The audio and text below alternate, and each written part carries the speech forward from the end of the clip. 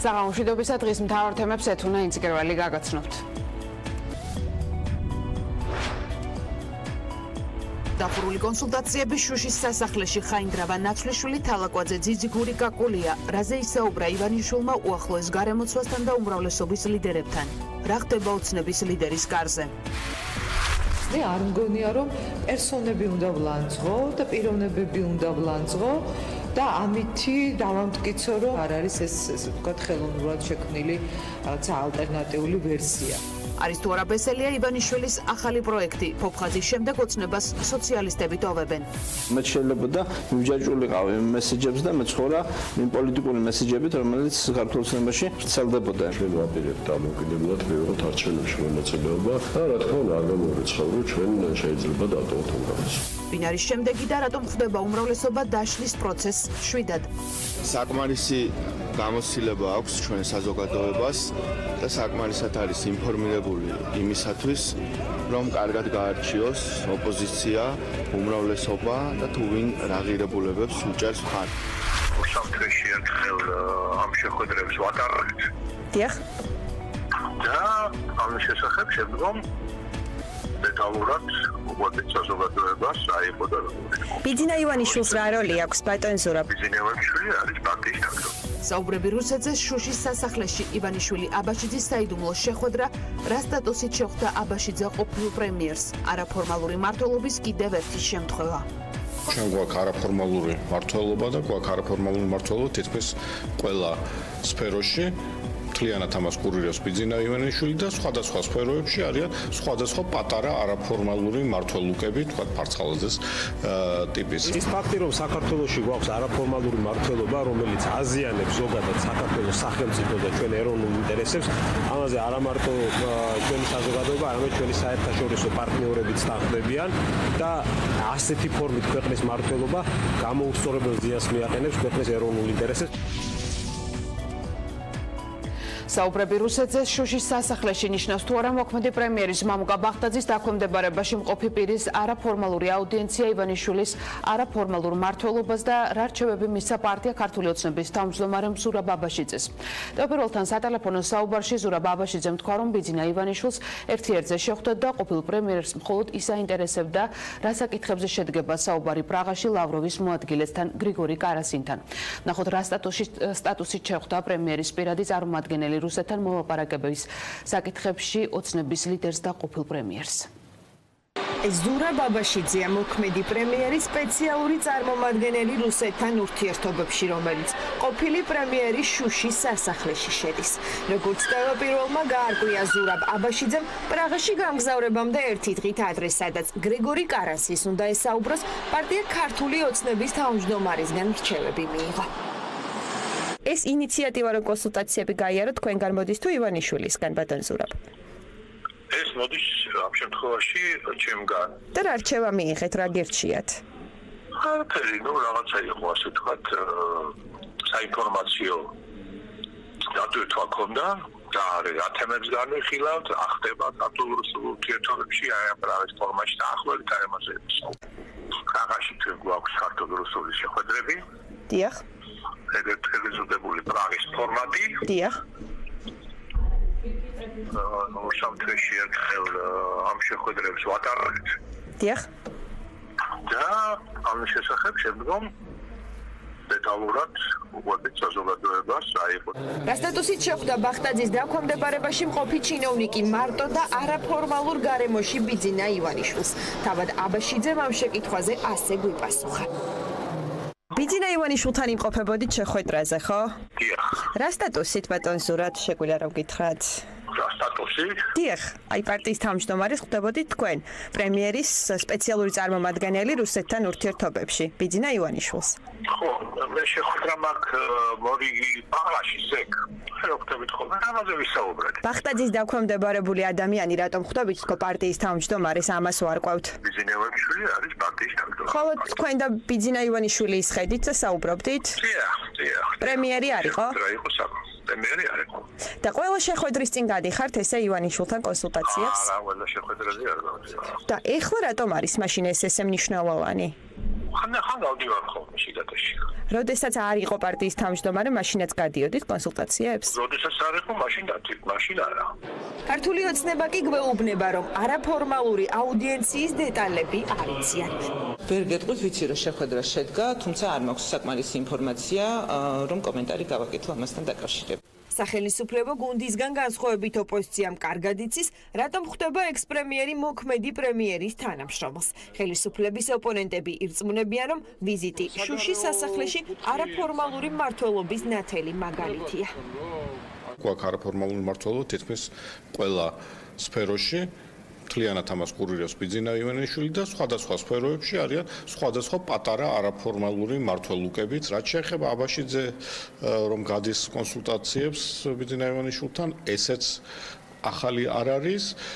სამწუხარო არის ის, რომ ბატონ აბაშიძეს ჩაბარებული აქვს ის მნიშვნელოვანი მიმართულება, რაც არის საქართველოს და რუსეთის ურთიერთობა და ამ ურთიერთობას ეწირება საქართველოს სტრატეგიული ინტერესები. აბაშიძემ მიიღო ის დარიგებები, რაც მან შუშის სასახლეში მოისმინა.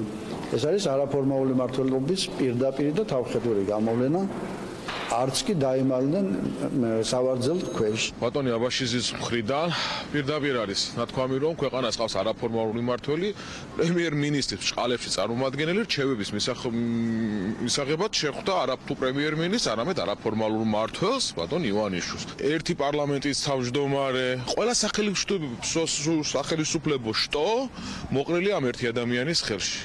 ნათელი მაგალითი ეს ყველაფერი არის, რომ ქვეყანაში არის არაფორმალური მმართველობა, ქვეყანა მიექანება ამ შემთხვევაში რუსეთისაკენ და რუსეთიზაციისაკენ. არაფორმალურ მმართველობაზე საუბრობს ექსპერტი უსაფრთხოების საკითხებში ბათუ ქუთელიაც, რომლისთვისაც ქვეყნის უსაფრთხოების პრობლემა არა მარტო აუდიენცია, არამედ ამ შეხვედრის ფიგურანტებიც არიან. აბაშიძე კარასინის ფორმატი არის ერთ-ერთი გამოვლენა ამ არაფორმალური მმართველობის.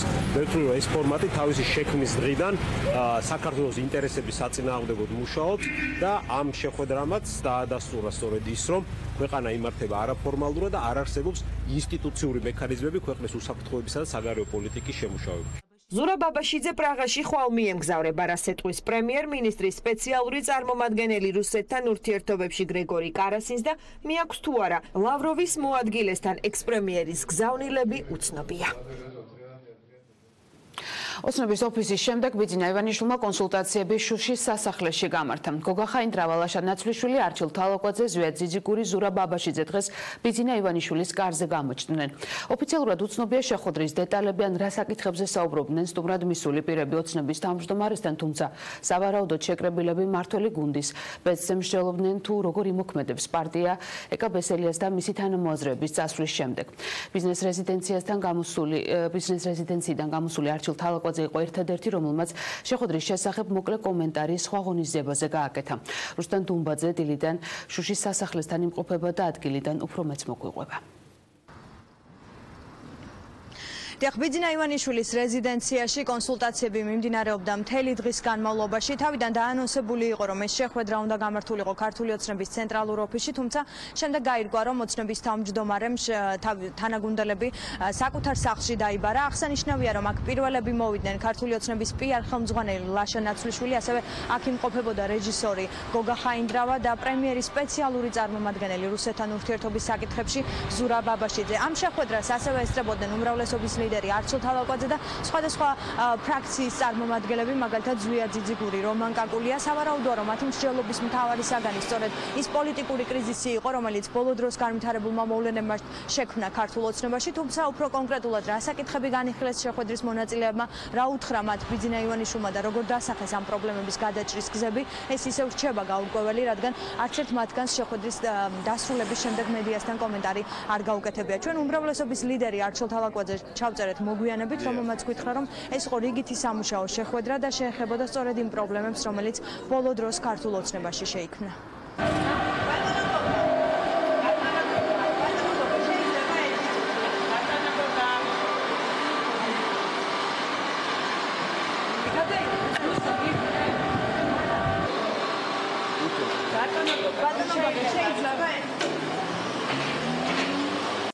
ეს იყო ჩვენი სამუშაო შეხვედრა, რომელიც პარტიის სამუშაო საკითხებს ეხებოდა.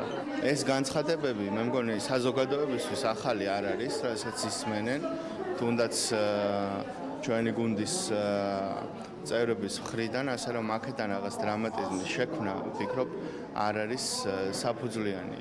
როგორც გითხარით, დღეს ეს რიგში არის რთული პოლიტიკური ამოცანები, მაგრამ ჩვენ ამ პოლიტიკურ ამოცანებს გადავჭრით და საპარლამენტო ცხოვრება გაგრძელდება ნორმალურ რეჟიმში, როგორც ამას კონსტიტუცია და კანონი მოითხოვს. პარლამენტი არის იმისთვის, რომ იყოს განსხვავებული არგუმენტები, იყოს კამათი, ისიც გასაგებია, როდესაც რაღაც საკითხზე ვერ ხდება შეთანხმება და ადამიანები იღებენ გადაწყვეტილებებს, ასე რომ აქედან რაღაც დრამატული შეფასებების გაკეთება ჩემის აზრით არის საფუძველს მოკლებული. აღსანიშნავია, რომ ვიდრე შეხვედრა გაიმართებოდა, ბიძინა ივანიშვილმა კიდევ ერთი კონსულტაცია გამართა დეპუტატ გია ჟორჟოლიანთან. ეს კონსულტაციაც გაიმართა სწორედ მის სასახლეში. ჩვენი ინფორმაციით შეხვედრები პარტიის თავმჯდომარესთან ხვალაც გაიმართება, თუმცა უცნობია ხვალ ვინ შეხვდება ბიძინა ივანიშვილს. ფაქტი კი ერთია, რომ პოლიტიკური კრიზისი ქართულ ოცნებაში არის იმდენად გაღრმავებული, რომ ქართული ოცნების თავმჯდომარე ამის აღმოსაფხრელად აქტიურად მუშაობს. ქართულ ოცნებაში დღეიდან უკვე 5 დეპუტატი აღარ ირიცხება, რომლებმაც პარტია სასამართლო სისტემისა და საპენსიო რეფორმის ირგვლივ განვითარებული მოვლენების გამო დატოვეს. ეკა ბესელიას ლევან გოგიჩაიშვილს და ბექა ნაცრიშვილს გედევან ფოფხაძე შეუერთდა. ეკა ბესელი არ გამორიცხავს, რომ პარლამენტში ახალი ფრაქცია და პოლიტიკური ჯგუფი შეიქმნას. დეპუტატის თქმით, პოლიტიკური ჯგუფი პირველ ეტაპზე თემატურად გაერთიანდება. ეკა ბესელი ასევე არ გამორიცხავს, რომ გედევან ფოფხაძის შემდეგ ოცნება სხვა წევრებმაც დატოვონ. ნახოთ რა გეგმები აქვთ ოცნებიდან წასულებს და რატომ თმობს ბიძინა ივანიშვილი უმრავლესობას, ვინ მიდის და ვინ რჩება ოცნებაში. Შეიძლება დავიწყებ კონსულტაციებს ყველა იმ ადამიანთან, ვინც შეიძლება იყოს მოაზრებული ამ ახალი პოლიტიკური პლატფორმის ქვეშ. ივანიშვილის გუნდიდან წასული ეკა ბესელია საკუთარი ფრაქციის ფორმირებას შეუდგა. დეპუტატი კონსულტაციებს აანონსებს ყველასთან, ვინც გუნდიდან წავიდა და ვინც სასასვლელად ემზადება. ახლა მხოლოდ იმას ელოდება კიდევ ვინ გადაწყვეტს უმრავლესობის დატოვებას. ამბობს, რომ ფრაქციის გარდა 2020 წლისთვის დიდი პოლიტიკური პლატფორმის შექმნაც უკვე გადაწყვეტილი აქვს. ეს პირველ რიგში გულისხმობს გარკვეულ ესე ვთქვათ პოლიტიკურ ჯგუფს, რომელიც თემატურად გაერთიანდება პირველ ეტაპზე და ეს თემა პირდაპირ უკავშირდება მართლმსაჯულების რეფორმას და სამართლიანობის პროცესს. თემატურად ჩვენ შეგვიძლია ვითანამშრომლოთ მათ შორის სოციალ-დემოკრატებთანაც. ამ ეტაპზე ვინც ზუსტად ვიცით, რომ ეკა ბესელიას ფრაქციაში იქნება ლევან გოგიჩაიშვილი, დავით ჭიჭინაძე და გედევან ფოფხაძეა. არ არის გამორიცხული ბესელიას გუნდში ბექა ნაცრიშვილი და რუსლან პოღოსი არის ცვიხილოთ. ფოფხაძემ უმრავლესობის და ოცნების დატოვების შესახებ დღეს ოფიციალურად განაცხადა, თუმცა ამტკიცებდა, რომ ჯერ არ იცის რა ფორმით გააგრძელებს თანამოაზრეებთან ერთად საქმიანობას. ეს მოითფენს და ეს არ არის წესრიგში, მაგრამ აი სხვა პარტიაზე ფიქრი ან ვიღაცთან სასტარტად გაერთიანება. გედევან ფოფხაძე ამტკიცებს, რომ საქმე საბოლოო პოლიტიკურ გაყრამდე ბიძინა ივანიშვილმა მიიყვანა. ბესელიასგან განსხვავებით ივანიშვილს ფოფხაძე უფრო მკაცრად აკრიტიკებდა და განსხვავებული აზრის შეზღუდვაში ადანაშაულებდა. ბიძინა ივანიშვილის კარზე ამ ეტაპზე დაწინაურებულ ეგრეთ წოდებულ ახლებს კი კომკავშირელები უწოდა. ჭირდება დამოუკიდებლობის ის ხარისხი, რომელიც მომცემ საშუალებას ველაპარაკო საზოგადოებას იმაზე, რაც მე მწამს. თუ მე ამისი საშუალება წამერთვა, მე ამჭირდება ასეთი პოლიტიკური გაერთიანებაში ყოფნა, რომელიც მე ამის შესაძლებლობას წამართვებს. ასეთ ადამიანებს, რომლებიც ასე უდგებიან პოლიტიკაში, მე რაღაცა მომენტში კომკავშირლები უწოდე, მე ფშიც მოუხადე ამის გამო, მაგრამ ეცით რა არის, ამით არც არ შეცვლა ისინი კომკავშირლები არიან. საკმაოდ დიდია ოცნებიდან პოტენციურად წამსვლელების რაოდენობა. ახლა ყველა მათგანი საბოლოო გადაწყვეტილების მისაღებად მოსამართლეების ახალ სიას ელოდება. ამბობენ, რომ თუ პარლამენტი მათთვის მიუღებელ გადაწყვეტილებას მიიღებს, უმრავლესობიდან წავლენ. ველოდები, რომ სასამართლოებთან დაკავშირებით კულმინაცია იქნება მაშინ, როცა სიებს გადმოაგზავნიან და ჩვენ შევძლებთ თუ არა პირუთვნელად თითოეული წევრის ცალ-ცალკე განხილვას თვალსაჩინოდ საზოგადოების თანადასწრებით. აი ამას თუ ვერ შევძლებთ და ვიღაცამ იფიქრა ვიღაცის გაპარება ან რაღაც ეს იქნება საკმაოდ ცუდი. ვერ ხედავ, არც ახმა არ მაქვს იმისი, რომ ვთქვათ ეს რაღაც ახალი პოზიტიური პროცესის შექმნა მენეჯერმა, ანუ პარლამენტის თავმჯდომარემ ამ პროცესს. ასე რომ ვაკვირდები ყველაფერ ამას აღარ ახლა დეტალებში აღარ წავალ და ველოდები შეგვით 4 თანაგუნდელის წასვლის შემდეგ უმრავლესობის დაშლის საფრთხეს ვერ ხედავენ უმრავლესობის ლიდერები. ყოფილი თანაგუნდელების გადაწყვეტილებას მათ პოლიტიკურ ინტერესად და მიმდინარე პოლიტიკურ პროცესად აფასებენ. ზოგი ადამიანები გადიან ცალკე პოლიტიკური მიზნები აქვს, ზოგი გარკვეული თემატური პრინციპით უპირისპირდება ერთმანეთს ეს ნორმალური პოლიტიკური პროცესია. შესაძლოა ეს იყოს რთული გარდაქმნების პერიოდი, მაგრამ მე კიდევ ერთხელ მინდა უთხრა საზოგადოებას და განსაკუთრებით ჩვენს მხარდამჭერებს, რომ ქართული ოცნება პარლამენტში ფლობს და შეინარჩუნებს მხარ უმრავლესობას. მართველი გუნდის წევრების განცხადებების მიუხედავად, რომ ოცნებაში ყველაფერი რიგზია, ფაქტია, რომ ვითარება ვერ ლაგდება. ამას ისიც ადასტურებს, რომ ბიძინა ივანიშვილის სასახლეში დღეს მთელი დღის განმავლობაში კონსულტაციები მიმდინარეობდა. ახალი რეალობა და კონფიგურაცია პარლამენტში იმ შემთხვევაში თუ საპარლამენტო უმრავლესობიდან დეპუტატების გასვლის პროცესი გაგრძელდება და 7-ზე მეტი კანონმდებელი დატოვებს, ევროპული საქართველოს უმცირესობაც დაეშლება საფრთხის თავიდან აცილების მიზნით ნაციონალური მოძრაობა და ევროპული საქართველოს შესაძლოა უმცირესობის ფორმატში გაერთიანდეს. ასეთ შემთხვევაში უმცირესობა 26 დეპუტატით იქნება წარმოდგენილი და ძალებს გაიმაგრებს. რუსტან ჯაბანიშვილი გვეტყვის რა გეგმები აქვთ ოპოზიციაში.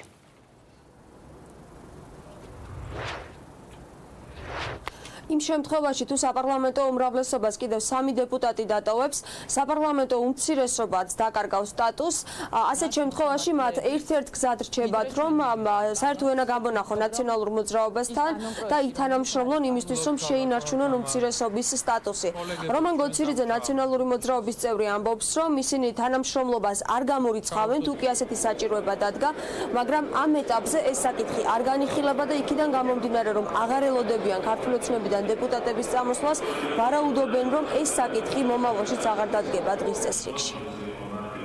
ეს ყველაფერი შეიძლება მომავალში გახდეს საუბრის თემა, მაგრამ ეს ახლა აბსოლუტურად აქტუალური არ არის, ამიტომ ჯერჯერობით ვერ ავხედავთ უმრავლესობიდან მომავალი 3, ასე ვთქვათ, ურჩისა თუ გასაგდები კანდიდატურის სახეს. მოხარული ვიქნები თუ ეს ჭყალებში საფრთხე დადგება, რომ ქართული ოცნებას დატოვებს კიდევ უფრო მეტი მისი წევრი, არ აქვს მშობა რა მოტივით, ეს კიდევ უფრო დაასუსტებს მათ კონტროლს პარლამენტში და ეს არის საკუთრად ჩვენი ამოცანა და არა რაღაც ფორმალური სტატუსი.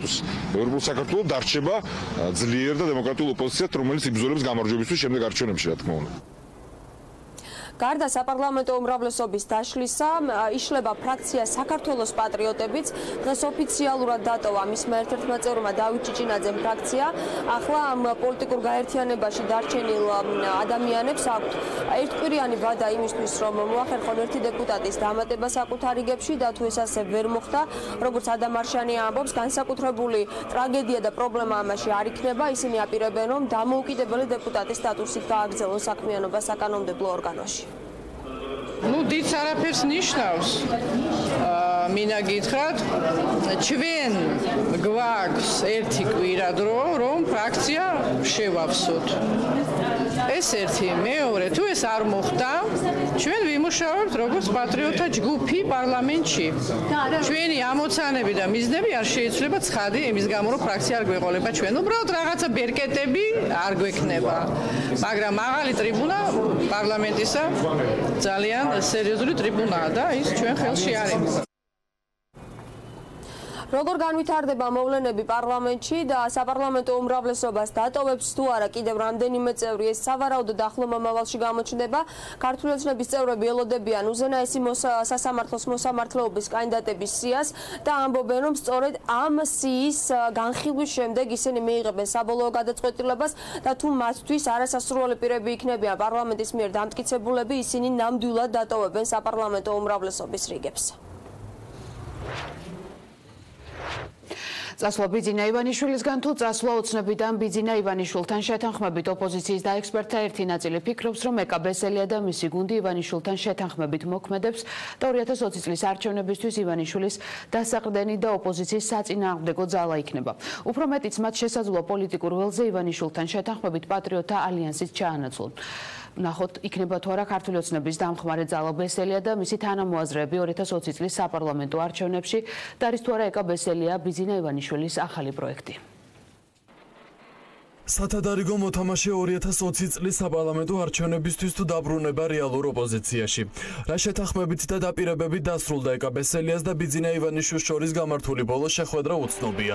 ბიძინა ივანიშვილი კრიტიკულ მდგომარეობაში ყოველთვის ეგრეთ წოდებულ ძველ გვარდიას უხმობს. სწორედ ამიტომ ექსპერტთა ნაწილი ვარაუდობს, რომ არ არის გამორიცხული ოცნების დამფუძნებელმა არჩევნების მოახლოებისთანავე იმ დეპუტატებისგან შექმნას ხელოვნური ოპოზიცია, რომლებიც 2012 წელს ბიძინა ივანიშვილის გვერდით იყვნენ.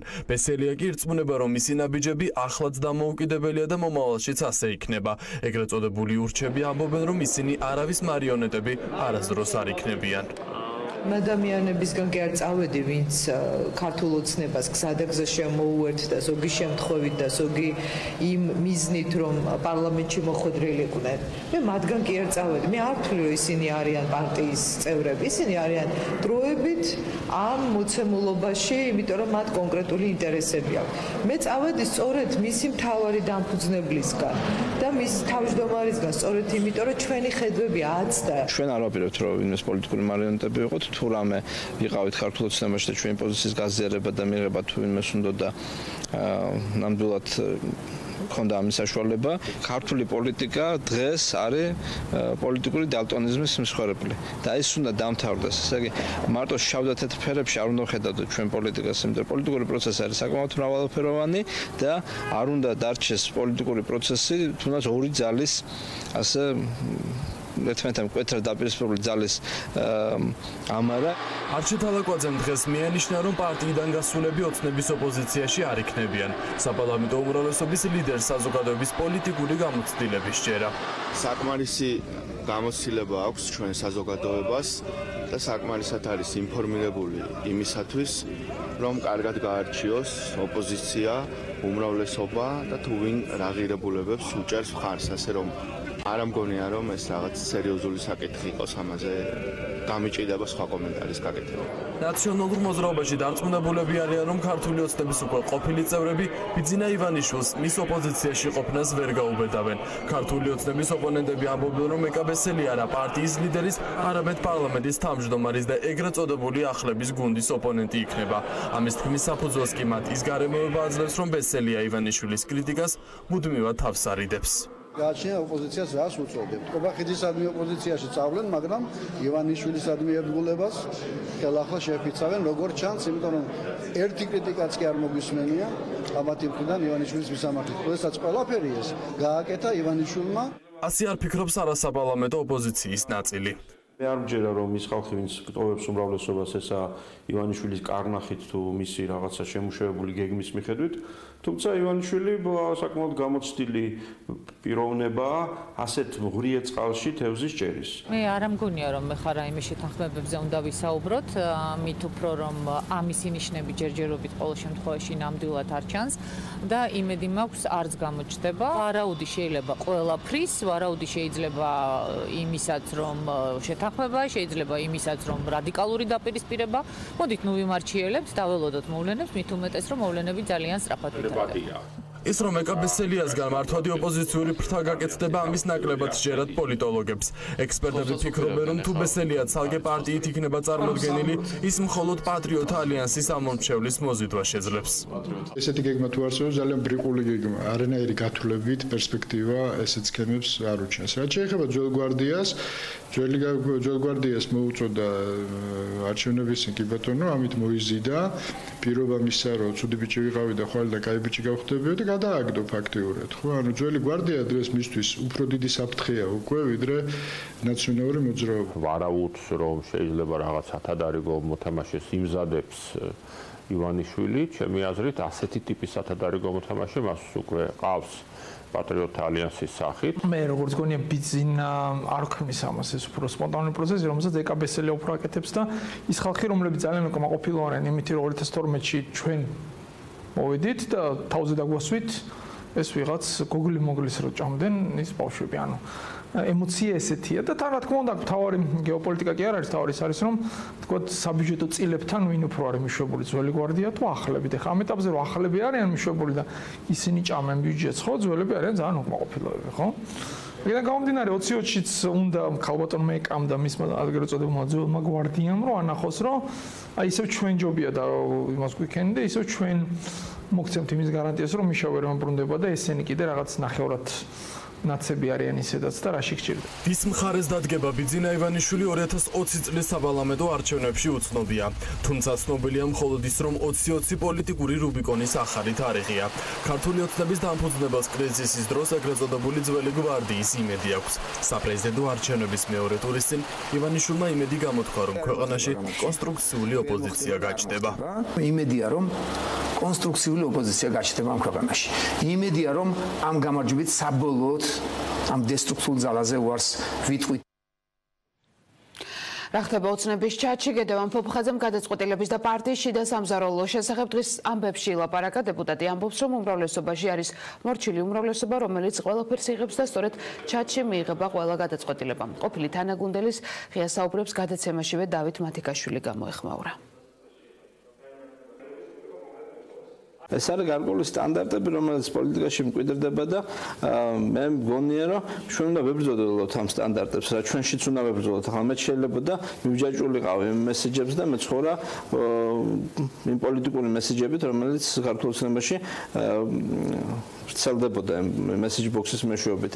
ჩატში ყველა პოზიციასთან დაკავშირებით ვიღაცისთვის ცერათით იმეჩვენებინა და ქება დამეწვა, მაშინ როცა რეალურად სამთავრობო ზოგადად ჩატში მთავარი მესი თქვენ არ ხართ ჩატში? არასდროს არ ყოფილი ვარ და შესაბამისად მასეთ კომუნიკაციას რატომ WhatsApp-ის აპლიკაცია არ გაქვს ტელეფონში? მაგიტომ არ ხართ? ერთ-ერთი მიზეზი მაგიც არის, არა მაგრამ მე არ მგონია რომ ჩატი არის პოლიტიკური კომუნიკაციის ფორმა, ეს არის ერთ-ერთი ფორმა. ასე გამოიკვეთა.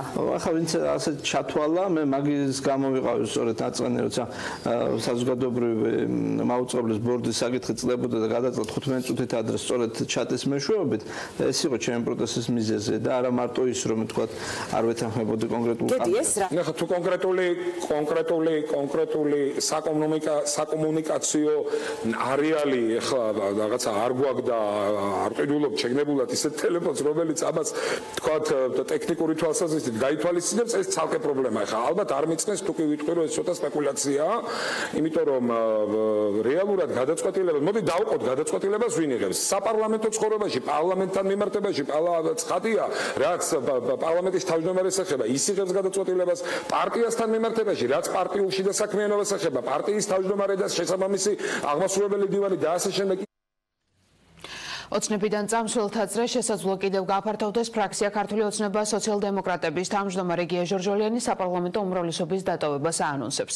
დეპუტატის და პარტიის თავმჯდომარის დღევანდელი შეხვედრის შემდეგ გია ჟორჟოლიანი ამბობს, რომ გადაწყვეტილების შესახებ ქართული ოცნების თავმჯდომარემ უკვე იცის. დეპუტატის განმარტებით უმრავლესობის დატოვებას გეგმავენ ფრაქცია ქართული ოცნება სოციალ-დემოკრატების სხვა წევრებიც. გადაწყვეტილება კი როგორც თავად ამბობს, სოციალურ-ეკონომიკურ საკითხებს და საგადასახადო პოლიტიკას უკავშირდება, ინიციატივების პარლამენტმა არ გაიზიარა. ბატონი მეგობარია, მაგრამ ჭეშმარიტება უფრო დიდი მეგობარია. სად არის ჭეშმარიტება და ვინ არის პლატონი ქართულ ოცნებაში? ამ კითხვაზე ფრაქცია სოციალ-დემოკრატების თავმჯდომარეს კონკრეტული პასუხი არ აქვს. თუმცა გია ჟორჟოლიანმა უმრავლესობიდან წასვლა ღიად მას შემდეგ დაანონსა, რაც მას ბიძინა ივანიშვილი ერთ-ერთზე შეხვდა. უმრავლესობაში შემავალი ფრაქციებიდან პარტიის თავმჯდომარემ პირველი შეხვედრა სოციალ-დემოკრატებთან გამართა. გია ჟორჟოლიანი პარტიიდან შესაძლო წასვლის ერთ-ერთ მიზეზად მართლ გუნდსა და შორის პოლიტიკურ საკითხებზე განსხვავებულ შეხედულებებს ასახელებს. ჩვენ იმის თაობაზე რომ გარკვეული განსხვავებები, ძალიან მნიშვნელოვანი განსხვავებები გვაქვს იმ ხედვებთან დაკავშირებით, რომელსაც ეხება ჩვენი პოლიტიკა, კარგი ხანია ჩვენ გვაქვს განცხადები. თვითმიზანი არის ამ პოლიტიკის შეცვლა. თუ ჩვენ ვახერხებთ პოლიტიკის შეცვლას და ზეგავლენას, უფრო ეფექტური თუ არის ეს აკროპნა ამ პოლიტიკის განხორციელებისათვის, ჩვენ ამას გავაკეთებთ, მაგრამ ვფიქრობ, რომ დიდი რესურსი, ასე ვთქვათ, ამ მიმართულებას შეიძლება აღარ გქონდეს. დატოვებასთან დაკავშირებით ჩვენ არ გქონია ესეთი საუბარი. ეს საუბარი ბიზნესში ერთხელ კი არ შეხვედრება. ძალიან ხშირია ჩვენი შეხვედრები. თუ გია ჟორჟოლიანი უმრავლესობის რიგებიდან ოფიციალურად გავა, ის ჭეშმარიტების აძიებლად 2020 წლის საპარლამენტო არჩევნებში მონაწილეობას დამოუკიდებლად საკუთარი პარტიით მიიღებს. დეპუტატი ამბობს, რომ ამის შესახებ ბიძინა ივანიშვილი ინფორმირებულია. მუდმივად ამის საუბარი არის, ჩვენ ვაპირებთ დამოუკიდებლად მივიღოთ არჩევნებში მონაწილეობა და რა თქმა უნდა არ გამოვიწყავ, რომ ჩვენ შეიძლება დატოვოთ უმრავლესობა. მაგრამ როდის ამას ვერ გეტყვით ახლა ამ წუთში. საპარლამენტო უმრავლესობის დატოვებას გეგმავს ფრაქცია ქართული ოცნება სოციალ-დემოკრატების კიდევ ერთი წევრი მირიან ციკლაური. დეპუტატი ამბობს, რომ უმრავლესობის რიგებიდან წავა თუ სოციალურ-ეკონომიკურ საკითხებთან დაკავშირებით გუნდის წევრებთან პოზიციებს ვერ შეაჯერებენ. მათი აზრი როგორი იქნება, როგორიც არის ეკონომიკური პოლიტიკა, საგადასახადო პოლიტიკა, საპენსიო რეფორმა და ასე შემდეგ. ნახოთ, როგორი იქნება, რამდენად დაახლოვდება ჩვენი აზრები ერთმანეთთან, ის იმაზე იქნება დამოკიდებული, ვიქნებით თუ არა უმრავლესობის შემადგენლობაში მომავალში. სოციალ-დემოკრატების შემდეგ ბიძინა ივანიშვილი ფრაქცია ქართული ოცნება კონსერვატორების ლიდერს ზვიერ ძიძიგურს შეხვდა. თუმცა ივანიშვილი ძიძიგურის შეხვედრის ფორმატი და დეტალები უცნობია. ოცნების ლიდერი მორიგ შეხვედრას უმრავლესობაში შემავალ სხვა ფრაქციებთან, ქართული ოცნება მრეწველებისა და მწვანეების წარმომადგენლებთან სავარაუდოდ კვირის განმავლობაში გამართავს. ამ შეხვედრების შემდეგ გაირკვევა, გაიზიარებენ თუ არა ქართული ოცნების ქოლგის ქვეშ მყოფი ფრაქციები სოციალ-დემოკრატების პოზიციას 2020 წლის საპარლამენტო არჩევნებისთვის. TBC ბანკის გარშემო განვითარებულ მოვლენებზე და საქმეზე დეპუტატების კითხვებს ეროვნული ბანკის პრეზიდენტი ხვალ აღარ უპასუხებს. დღეს გაირკვა, რომ დარგობრივი ეკონომიკისა და ეკონომიკური პოლიტიკის კომიტეტზე კობა გვენეტაძე არ მივა. სხდომას დაესწრება მამუკა ხაზარაძე და ბადრი ჯაფარიძემ. რატომ შეცვალა დაგეგმილი დღის წესრიგი ეროვნული ბანკის პრეზიდენტმა?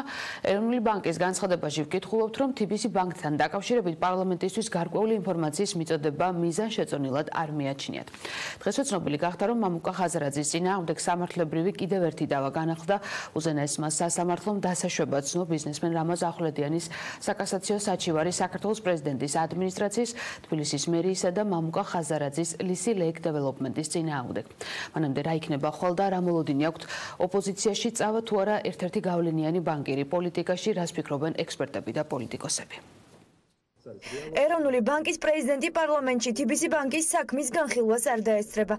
განცხადებაში ნათქვამია, რომ ეროვნულ ბანკს სპეციფიკის და ეროვნული ბანკის პასუხისმგებლობის გათვალისწინებით მარეგულირებლის მიერ გამოყენებული საზედამხედველო ზომების განხილვა არა მიზანშეწონილად მიაჩნია. საქართველოს ეროვნული ბანკის საქმიანობას მაქსიმალური გამჭვირვალობით წარმართავს და კანონმდებლობისა და რეგლამენტის თანახმად ყოველთვის პასუხობს საკანონმდებლო ორგანოს შეკითხვებს. თუმცა კომერციული საიდუმლოს დაცვის პრინციპის და ბაზარზე რეგულატორის როლის მნიშვნელობის გათვალისწინებით, რომელიმე კონკრეტულ ბანკთან დაკავშირებული საზედამხედველო ზომების განხილვა, თუმცა კომერციული საიდუმლოს დაცვის პრინციპის და ბაზარზე რეგულატორის როლის მნიშვნელობის გათვალისწინებით, რომელიმე კონკრეტულ ბანკთან დაკავშირებული საზედამხედველო ზომების განხილვა მიზანშეწონილად არ მიგვაჩნია. ამგვარი დისკუსიებით შესაძლოა ზიანი მიადგეს საფინანსო სექტორის წარმომადგენლებს. ეროვნული ბანკის პრეზიდენტს ოპოზიცია პარლამენტის მიერ უპატივცემულობასა და კანონდარღვევებში ადანაშაულებს. უარს აცხადებს პასუხი გასცეს დეპუტატების და საზოგადოების კითხვებს, რომელიც არსებობს TBC ბანკთან დაკავშირებით და მის მიერ შემოღებულ მავნებლურ საბანკო რეგულაციებთან დაკავშირებით. ამითი ბანკის პრეზიდენტი პირდაპირ არღვევს კანონს, ამით ის გამოხატავს უპატივცემულობას პარლამენტის მიმართ და უპატივცემულობას საზოგადოების მიმართ, რომელსაც აინტერესებს პასუხების მიღება სრულიად ლეგიტიმურ კითხვებზე. ამიტომ ჩვენ იმედი გვაქვს, რომ კომიტეტის ხდომა ხვალ მაინც ჩატარდება.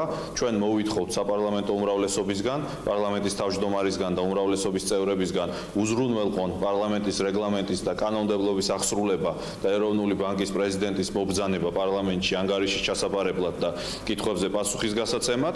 ეს არის უპრეცედენტო შემთხვევა.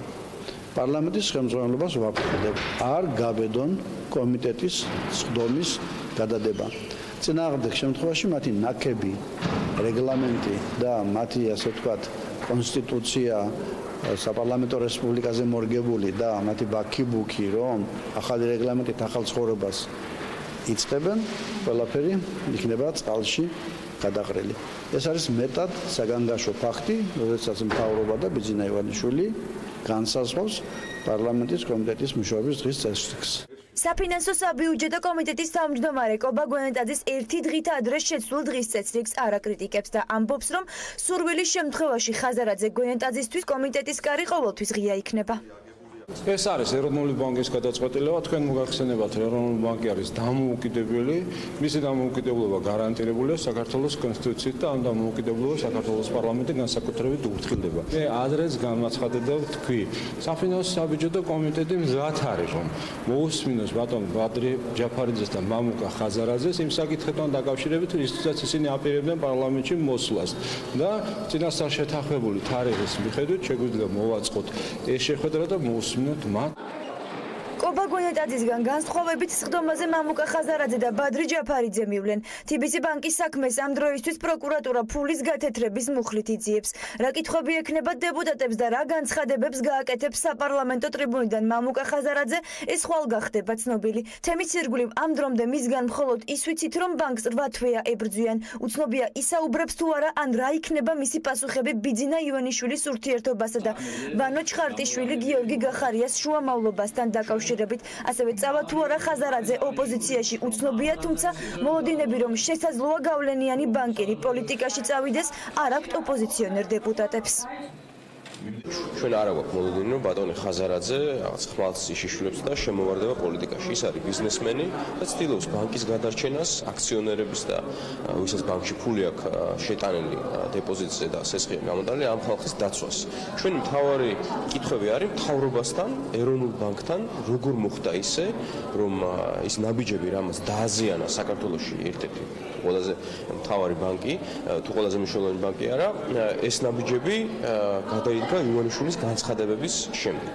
რა კავშირი არის ამ ყველაფერს შორის და რა თქმა უნდა ცენტრალური ადგილი აქვს ანაკლიის პორტის პროექტს, რომელიც არ აწყობს რუსეთს და ამის შესახებ რუსეთში ღიად საუბრობ. მოლოდინი იმისა, რომ მამუკა ხაზარაძე პოლიტიკაში წავა არ აქვთ არც ექსპერტებს, თუმცა მის გადაწყვეტილებას თანამდებობის დატოვებასთან დაკავშირებით დადებითად აფასებენ.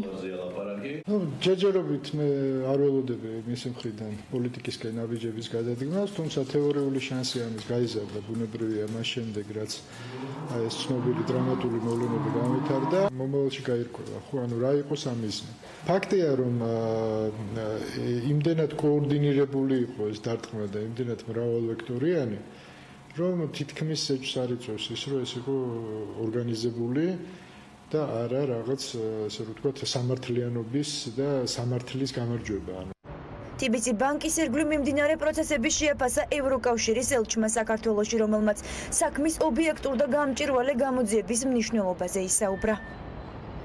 TBC ბანკი სისტემური ბანკია და რაც მის ირგვლივ ხდება, მნიშვნელოვანია საქართველოს საბანკო სექტორისთვის და საქართველოს მიკროფინანსური სტაბილურობისთვის. რაც შეეხება ბოლო დღეებში განვითარებულ მოვლენებს, მათ შორის ეროვნული ბანკის გადაწყვეტილებას, მნიშვნელოვანია დავწმუნდეთ, რომ პროცესი გამჭვირვალედ მიმდინარეობს, რადგანაც ერთ-ერთი მნიშვნელოვანი საკითხი ინვესტორები და მათი არჩევანია. მათ უნდა ესმოდეთ არსებული ვითარება. პროკურატურის გარდა ახლა მამუკა ხაზარაძის წინააღმდეგ საქმეს უზენაესი სასამართლოც განიხილავს. დღეს სასამართლომ ბიზნესმენ რამაზ ახვლედიანის საკასაციო საჩივარი ლისი ლეიქ დეველოპმენტის წინააღმდეგ დასაშვება ცნო. ამის პარალელურად კი სოციალურ ქსელში გრძელდება კამპანია TBC ბანკის დამფუძნებლის დისკრედიტაციის მიზნით, რომელიც მედიის განვითარების ფონდმა შეისწავლა. არასამთავრობოები ფიქრობენ, რომ მამუკა ხაზარაძის დისკრედიტაციის მიზნით Facebook-ზე გამოჩენილი პოსტების შესაძლოა ხელისუფლებას უკავშირდებოდეს.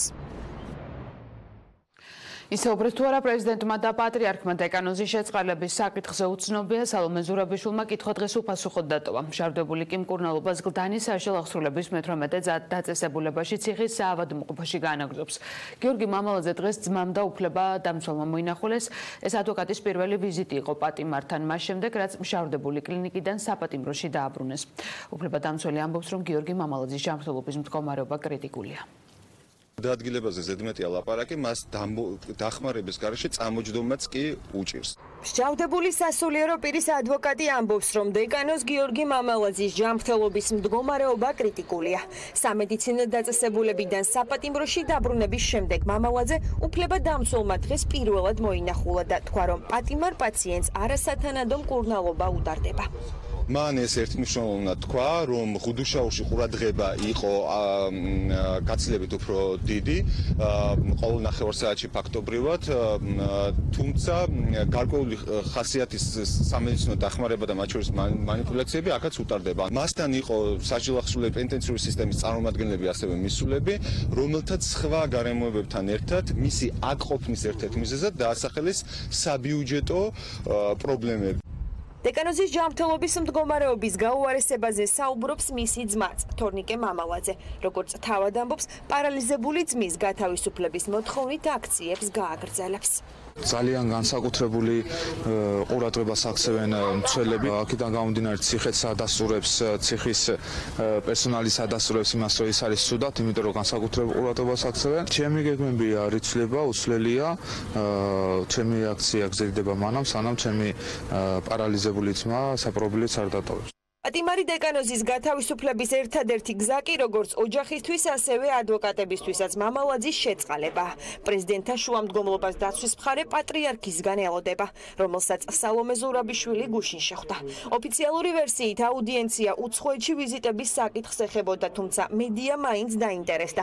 ისაუბრეს თუ არა ილია მეორემ და სალომე ზურაბიშვილმა გიორგი მამალაძის შეწყალებაზე. შეწყალების პოლიტიკასთან დაკავშირებით უნდა კითხოთ. ხალხთან სამენჯერობის შენებასთან დაკავშირებით მინდა რეგულაციები ტარდება. დეკანოზის შეწყალების თხოვნის წერილი ოფიციალურად ჯერ საპატრიარქოში არ შესულა. სპეციალური საინიციატივო ჯგუფი, რომელიც ამ განცხადების ავტორი იქნება, პატრიარქისთვის მიმართვას უახლოეს დღეებში აანონსებს. სავარაუდოდ სწორედ ამ პროცედურების გავლის შემდეგ მოუწევს პრეზიდენტს უპასუხოს შეკითხვას. შეიწყალებს თუ არა გიორგი მამალაძეს. დავით კირკიტაძე ისევ პატიმრობაში რჩება. დღევანდელ პროცესზე მოსამართლემ ასევე არ დააკმაყოფილა ბრალდებულის ადვოკატის შუამდგომლობა. უფლებადამცველი 15,000 მოქალაქისა და პარლამენტის 27 წევრის პირადი თავდებობით მისი დაცვის ქვეშ მყოფის მიმართ აღკვეთის ღონისძიების პატიმრობის შეცვალს ითხოვდა. გადაწყვეტილების შემდეგ დარბაზში მყოფმა პირებმა და დავით კირკიტაძის თანაგუნდელებმა სხდომა პროტესტის ნიშნად დატოვეს. ნაციონალური მოძრაობა დავით კირკიტაძეს ბიძინა ივანიშვილის პირად პოლიტიკურ პატიმრად მიიჩნევს. და რომ ის ხიდი, რომელიც ძალიან დაუწყობდა სასამართლოსა და საზოგადოებრივობის არსებულ გუნდის ხიდოსაუბრს. დავით კირკიტაძე ბრძოლას ისევ საპატიმროდან განაგრძობს, მიუხედავად იმისა, რომ მისთვის მოსამართლის დღევანდელი გადაწყვეტილება სასამართლოს დამოუკიდებლობაზე გადიოდა, უვადო მოსამართლე ნუნუ ნემსიწვერიძემ დაცვის მხარის შუამდგომლობა მაინც არ დააკმაყოფილა. ეს თქვენი გადაწყვეტილება საზოგადოებას მინდა პასუხი იქნება ტესტი იმისა, რამდენად უზრუნველყოფს უვადო დანიშვნა მოსამართლის დამოუკიდებლობას და აქვს თუ არა მორალური უფლება იუსტიციის საბჭოს დღევანდელ ფორმატში, რაც არსებულ იუსტიციის საბჭოს გააგრძელოს მოსამართლეების უვადო დანიშვნა. 15,000 მოქალაქე თავდებში, მათ შორის პარლამენტის 27 წევრი. პროცესი ადვოკატმა კიდევ ერთხელ დააყენა შუამდგომლობა აღკვეთი ღონისძიების შეცვლის მოთხოვნით, თუმცა უშედეგოდ. უნდა იყოს წარმოდგენილი თავდებითი, უნდა აუხსნა განმარტო რა არის ეს თავდებლობა და რა არის პასუხისმგებლობა. მოსამართლის ამ განმარტების შემდეგ უფლებადამცველი გეგმავს, რომ შემდეგ პროცესზე გურჯაანის რაიონულ სასამართლოში ხელმომწერთა უმრავლესობა მიიყვანოს. გურჯაანის რაიონულ სასამართლოში გამოცხადდება აბსოლუტურად უმრავლესობა იმ პარლამენტარებისა და ადამიანებისა, ვინც პირადად დააფიქსირებენ, მიუხედავად იმისა, რომ დღეს ყველა ფორმა იყო დაცული, მათი ხელმოწერები, მათი დოკუმენტები წარმოდიანილი და აი ამის შემდგომ ხელახლა დავაყენებ თავდების წერილს და ამის შემდგომ ვნახავ, რა გადაწყვეტილებას მიიღებს სასამართლო. იყო ეს თამაში, თუ იყო ეს ნამდვილად სამართლებრივი განმარტება. მოსამართლის გადაწყვეტილებას იზიარებს პროკურორი სანდრო გიორგაშვილის მოსაზრებით პარლამენტის წევრები, რომლებიც დავით კირკიტაძეს თავდებში ჩაუდგნენ, მის სათანადო ქცევას ვერ უზრუნველყოფენ. იმ საპროტესტო აქციაზე იქ იმყოფებოდნენ პარლამენტის წევრები და მიუხედავად მათი იქ ყოფნის, დავით კირკიტაძე მაინც ჩაიდინა დანაშაული. როგორ უნდა უზრუნველყო ამის შემდეგ მათ მისი სათანადო ქცევა. ბიძინა ივანიშვილის პირადი პოლიტპატიმარი, ასეთი პოლიტიკური განცხადებები კეთდებოდა გურჯაანის რაიონულ სასამართლოსთან. კირკიტაძის თანაგუნდელები თვლიან, რომ ამ პროცესს ხელისუფლება მართავს. სამარცხვინო ქვეყანაში ვცხოვრობთ, მაპატიეთ და ყურებამდე ვართ ნაგავში. თავისუფალი სუნთქვა ძალიან ჭირს. ეს სასამართლო არ არის, ეს არის სრული ფარსი. საქართველოს თავზე აზის პატარა ცახესი, რომელსაც გაუგებარი მიზეზების გამო არ ვიცი რა სახელი და გვარი ქვია, თქვენ თვითონ დაასახელეთ, მურუსიძეები, ჩინჩალაძეები, ივანიშვილები. დავით კირკიტაძის მორიგი პროცესი 12 მარტს 12 საათზე ჩაინიშნა. ხორავის ქუჩაზე არასრულწლოვანთა მკვლობის შეუტყობინებლობის ბრალდებით დაკავებული მირზა სუპელიანი სასამართლომ პატიმრობაში დატოვა. სხდომა აღკვეთის ღონისძიების შეცვლის საკითხზე გაიმართა პროკურატურა მირზა სუპელიანის აღკვეთის ღონისძიების შეცვლის წინააღმდეგი იყო დაცვის მხარემ კი სასამართლოს 5,000 ლარის გირაოს სანაცვლოდ დაკავებულის სასჯელ აღსრულების დაწესებულებიდან გათავისუფლება შესთავაზა. მირზა სუპელიანის სასამართლო პროცესი 4 მარტს დაცვის მხარის დასკვნითი სიტყვით გაგრძელდება.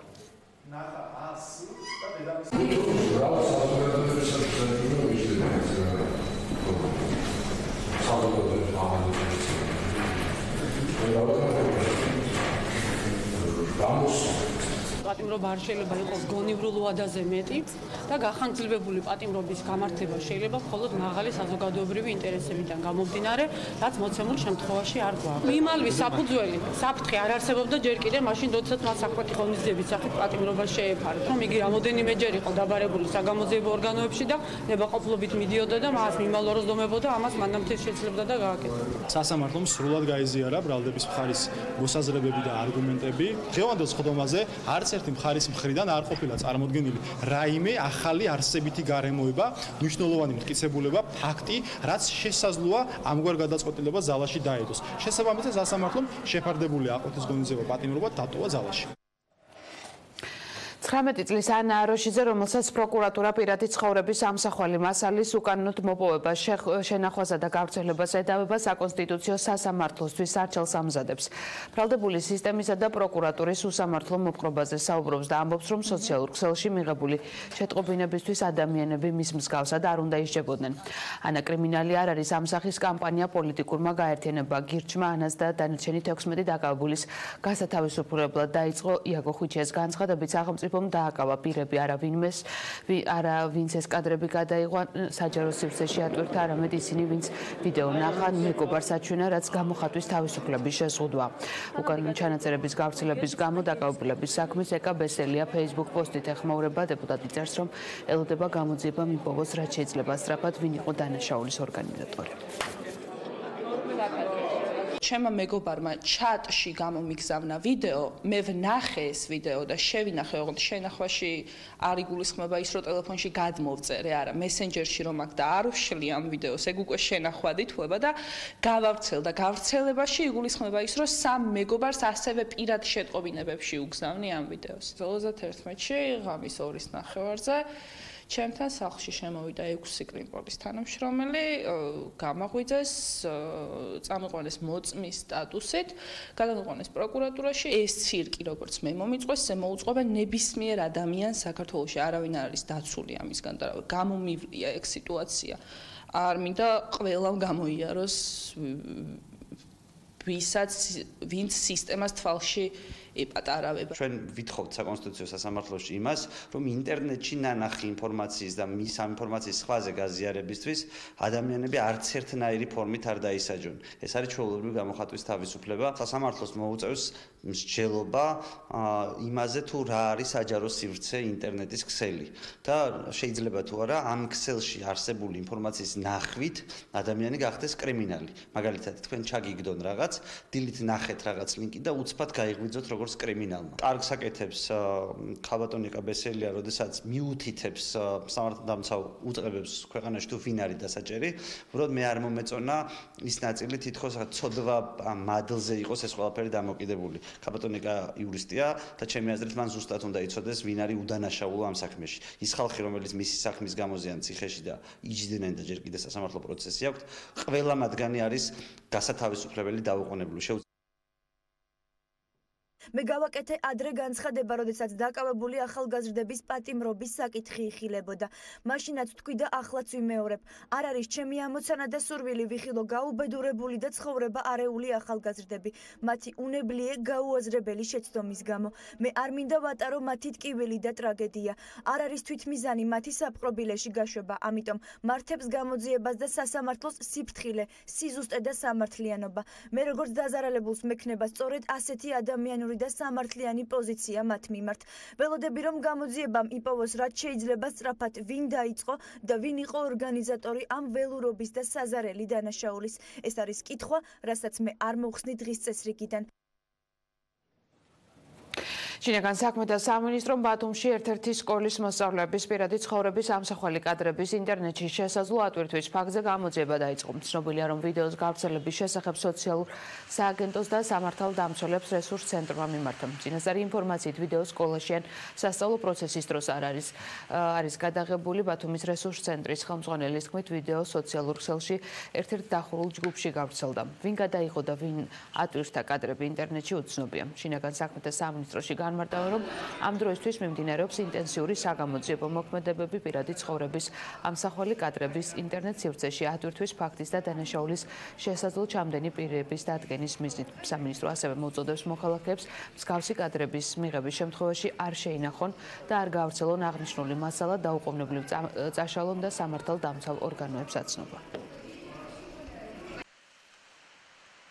სკოლის დირექციამ დაიბარა სკოლაში მშობლები და მიაწოდა ეს ინფორმაცია, ასევე ინფორმაცია მიწოდებული იქნა სოციალური სააგენტოსათვის და სამართალდამცავი ორგანოებისათვის. ვიდეო გადაღებულია არასასკოლო დროს სკოლის გარეთ სხვა სივრცეში. მოსწავლეები არიან საშუალო საფეხურის მოსწავლეები, მე-10 კლასის მოსწავლეები არიან. რამდენი ბავშვი ფიგურირებს? ვიდეოში ფიგურირებს 2 ბავშვი. თავად გადაიღეს ვიდეო და სავარაუდოდ თავად გაავრცელეს ეს ინფორმაცია. ამერიკის კინოაკადემიამ წელს უკვე 91 ოსკარის დაჯილდოების ცერემონიას უმასპინძლა საუკეთესო ფილმად მწვანე წიგნი გამოცხადა. ყველაზე მეტი 4 ჯილდო ბრაიან სინგერის ბოჰემურ რაფსოდიას ერგო 2019 წლის საუკეთესო რეჟისორი ალფონსო კუარონია. მის ფილმს რომა პრესტიჟული ჯილდო ასევე საუკეთესო უცხოენოვანი ფილმის კატეგორიაშიც გადაეცა. საუკეთესო ორიგინალური სიმღერისთვის ოქროს ქანდაკება ლედი გაგამ დაიმსახურა პირველად. ბოლო 30 წლის განმავლობაში დაჯილდოება წამყვანის გარეშე გაიმართა. ნახოთ რა ხდებოდა დოლბის თეატრში ცერემონიაზე. ოსკარის დაჯილდოების ცერემონიალზე წლის საუკეთესო ფილმად მწვანე წიგნი გამოცხადდა. როგორც კრიტიკოსებმა აღნიშნეს, კინოაკადემიამ ეთნიკური და გენდერული თანასწორობისკენ გადაწყვიტა კურსის აღება. წლების განმავლობაში ოსკარს სწორედ მეტისმეტი სითეთრის გამო აკრიტიკებდნენ. ეს არის ისტორია სიმართლეზე და სიმართლე იმაზე თუ ვინ ვართ. წლევანდელი ოსკარის ტრიუმფატორი გახდა მექსიკელი ალფონსო კუარონის, რომელმაც ერთბაშად 3 ოსკარი მიიღო. კუარონის რომა წლის საუკეთესო უცხოენოვან ფილმად დაასახელეს. გარდა ამისა, კუარონმა საუკეთესო რეჟისურისთვის და ოპერატორული ნამუშევრისთვისაც მიიღო ოსკარები. მინდა მადლობა გადავუხადო კინოაკადემიას ისეთი ფილმის აღიარებისთვის, რომელიც მსოფლიოში 70 მილიონიდან ერთ-ერთ მოსამსახურე ქალს ეხება. პერსონაჟს, რომელიც კინოში ისტორიულად ყოველთვის უკანა პლანზე ეს დიდი გამოწვევაა. საუკეთესო მსახიობ მამაკაცად როგორც მოსალოდნელი იყო ბოჰემურ რაფსოდიაში ფრედი მერკურის როლის შემსრულებელი რემი მალეკი დაასახელეს. ქალის როლის საუკეთესო შემსრულებლად კი ოლივია კოლმანი გამოცხადდა.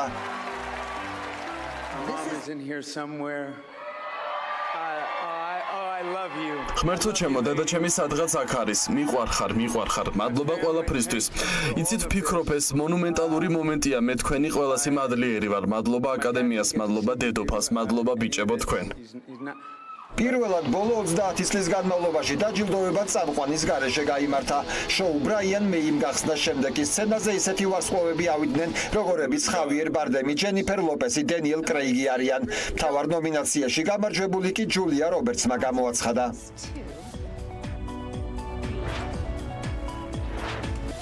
მე ინფორმაციით ხვალამდე გემშვიდობებით ნახვამდის.